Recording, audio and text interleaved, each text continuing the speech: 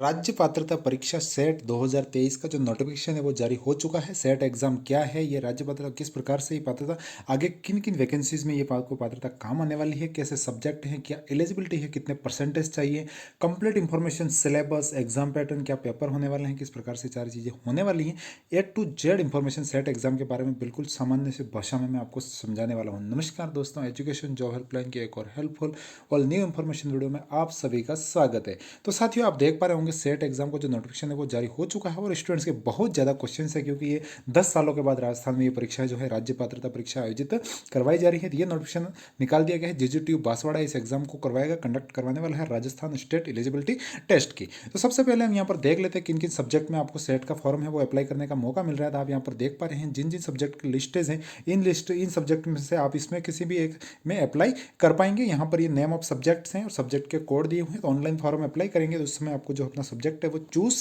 करना होगा।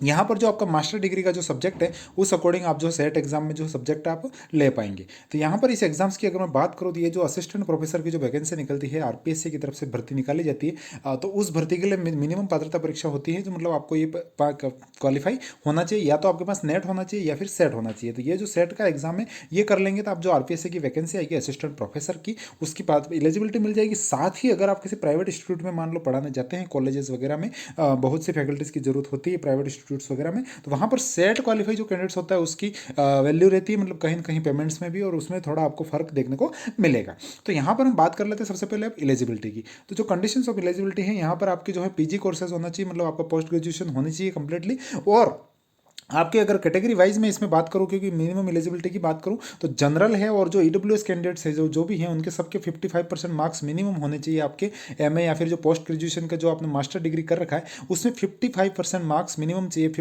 54.99 है तो भी नहीं चलेगा, 55 या फिर उससे ज़्यादा आपके मिनिमम मार्क्स होने चाहिए विदाउट राउंडिंग ऑफ, स्पेशल लिख दिया है। उसके बाद जो रिजर्व कैटेगरी है, जैसे आप यहाँ पर देख पा रहे होंगे, ओबीसी है, एससी एसटी और जो थर्ड जेंडर है, पीडब्ल्यूडी जो कैंडिडेट्स हैं उन सभी के लिए 50% मिनिमम होना चाहिए, तो उनको 5% की उनको छूट मिल जाती है। जो कैंडिडेट हमारे अपेयरिंग में है, मान लो अभी फाइनल में है या फिर, तो वो कैंडिडेट्स भी इसमें अप्लाई कर पाएंगे। लेकिन उनको यही है कि आपके जो परसेंटेज बनने चाहिए, मिनिमम जो परसेंटेज है जो आपके सेट का नियम है 55 या 50% जो आपके कैटेगरी अकॉर्डिंग, तो वो बनने चाहिए, तभी आपको सेट का आपको फायदा, सेट एग्जाम की आपको पात्रता मिलेगी। और जो आपका सेट का रिजल्ट आता है उसके 2 सालों के अंदर अंदर आपका जो है एमए जो आपका मास्टर डिग्री है वो कंप्लीट हो जाना चाहिए। तो ये कुछ बातें हैं, बाकी अपेयरिंग वाले भी इसमें शामिल हो सकते हैं, कहीं कोई समस्या नहीं है। मैंने बिल्कुल सरल शब्दों में आपको सारी बात बता दी। जो आपका पोस्ट ग्रेजुएशन में सब्जेक्ट है वही पोस्ट ग्रेजुएशन वही सब्जेक्ट में आप सेट के एग्जाम के लिए आवेदन कर पाएंगे जिसमें भी आपने सेट कर रखी है, तो उस अकॉर्डिंग आप ये देख पाएंगे पोस्ट ग्रेजुएशन के सब्जेक्ट के अकॉर्डिंग आप इसमें भर पाते हैं। वैलिडिटी की अगर मैं बात करूँ तो जो सेट का सर्टिफिकेट है राजस्थान स्टेट में आपका वैलिड रहने वाला है, और जो राजस्थान स्टेट की जो भर्ती आएगी आरपीएससी की उसके लिए साथ ही आप जो यूनिवर्सिटीज़ कॉलेजेस में जो अभी गवर्नमेंट यूनिवर्सिटीज़ में भी संविदा पर बहुत जो फैकल्टीज़ है वो भर्ती की गई थी, तो यहाँ पर अगर आपके पास सेट की क्वालिफिकेशन होगी तो आप वहाँ पर भी लग सकते हैं। उसके बाद प्राइवेट इंस्टीट्यूट्स तो है ही, और आरपीएससी की वैकेंसी में भी आप शामिल हो पाते हैं। तो यहाँ पर हम स्कीम ऑफ टेस्ट को समझ लेते हैं, किस प्रकार से एग्जाम होने वाला है, फिर हम सिलेबस की पीडीएफ को भी मैं बताने वाला हूँ और आपको फुल इंफॉर्मेशन मिलेगी किसको किस प्रकार से ये एग्जाम की पूरी पैटर्न रहने वाला है। सॉरी साथियों, यहाँ पर हम एग्जाम पैटर्न को समझ लेते हैं। तो आपके 2 पेपर आपको देखने को मिलेंगे, मतलब 3 घंटे का पेपर होने वाला है, कोई गैप नहीं रहेगा बीच में। आपको टोटली 100 नंबर का फर्स्ट पेपर रहेगा, 200 नंबर का सेकंड पेपर रहेगा। फर्स्ट पेपर में आपके 50 क्वेश्चन आने वाले हैं जो सबके लिए जनरल पेपर होते हैं। चाहे आप किसी भी सब्जेक्ट से दे रहे हैं 50 क्वेश्चन आपको जनरल मिलेंगे, जो मतलब सभी के लिए होता है पेपर 1। और पेपर 2 में आपको सब्जेक्ट के 100 क्वेश्चन देखने को मिलेंगे। तो फर्स्ट पेपर में टीचिंग एंड रिसर्च एप्टीट्यूड के क्वेश्चन रहेंगे, सेकंड में आपका सब्जेक्ट रहेगा। 3 घंटे हैं, 180 मिनट मिलेंगे, और इसमें आपको 150 क्वेश्चन है उनको आपको सॉल्व करना होगा। ऑब्जेक्टिव टाइप ये पूरा पेपर होने वाला है। ओएमआर शीट में आपको जो है फिल करने होंगे, इंग्लिश हिंदी दोनों लैंग्वेजेस में पेपर मिलेगा। उसके बाद हर क्वेश्चन आपका 2 नंबर का है, 150 क्वेश्चन 300 नंबर का ये पूरा पेपर होने वाला है। नॉन नेगेटिव मार्किंग, मतलब आप एग्जाम में जाएंगे तो सारे क्वेश्चन अटेंड करेंगे। ये राज्य पात्रता परीक्षा है, कोई नेगेटिव मार्किंग इसमें आपको नहीं होने वाली है। अब हम बात करते हैं सिलेबस की, तो मैं कंप्लीटली आपको सारे जो सिलेबस हैं सब्जेक्ट वाइज वो सारी इंफॉर्मेशन देता हूं। तो चलते हैं हम सीधा आप टेलीग्राम चैनल पर।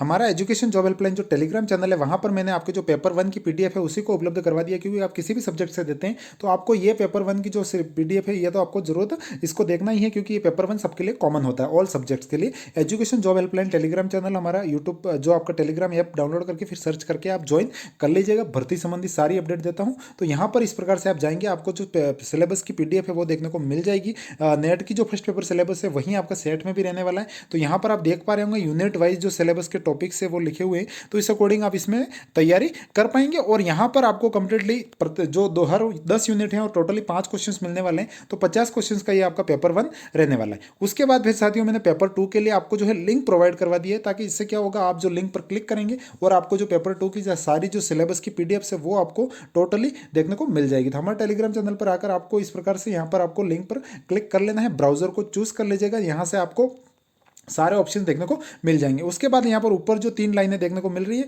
वहाँ पर टैप कर दीजिएगा। सेट 2023 पर आप सिंपली जैसे टैप करेंगे तो यहाँ पर आपको सेट सिलेबस का ऑप्शन देखने को मिल जाएगा। जैसे ही आप सेट सिलेबस के ऑप्शन पर क्लिक करेंगे सब्जेक्ट वाइज सारे सिलेबस आपको देखने को मिल जाएंगे। लैंग्वेज वाइज यहाँ पर तो आप देख पा रहे होंगे जो भी आपका सब्जेक्ट है उस अकॉर्डिंग आप यहाँ से डाउनलोड कर सकते हैं। जैसे मान लो आपका सब्जेक्ट सोशलॉजी है तो आपको यहाँ पर सिंपली डाउनलोड अटैचमेंट पर क्लिक कर देना है, तो आपका जो सब्जेक्ट का सिलेबस है वो भी डाउनलोड हो जाएगा। तो 1 2 3 अलग अलग पेजेस हैं, तो आप अपने सब्जेक्ट के अकॉर्डिंग सिलेबस यहाँ से डाउनलोड कर पाएंगे।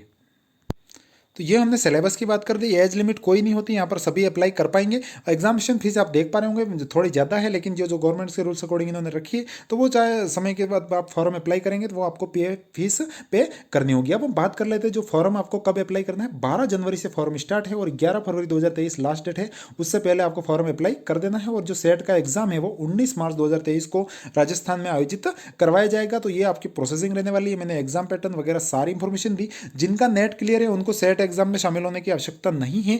जिनके जो मतलब नेट क्लियर नहीं हो पाए थे वो सेट में शामिल हो पाएंगे। तो जिनकी भी अगर एलिजिबिलिटी बनती है तो आपको सेट एग्जाम जरूर देना चाहिए। आपके काफ़ी नॉलेज इंप्रूवमेंट के साथ ही, और जो भर्ती आएगी असिस्टेंट प्रोफेसर वगैरह की बहुत जल्दी इसके बाद वैकेंसी आपको देखने को मिलेगी, उसमें भी आप शामिल हो पाएंगे। तो ये कुछ जो बातें थी कॉमन से बेसिक से मैंने सारी आपकी क्लियर की। और कुछ कंफ्यूजन रह जाता है तो आप कमेंट्स कर दीजिएगा, मैं श्योर रिप्लाई करूंगा। बाकी हमारे टेलीग्राम चैनल से जुड़ जाइएगा, यूट्यूब चैनल सब्सक्राइब कर लीजिएगा।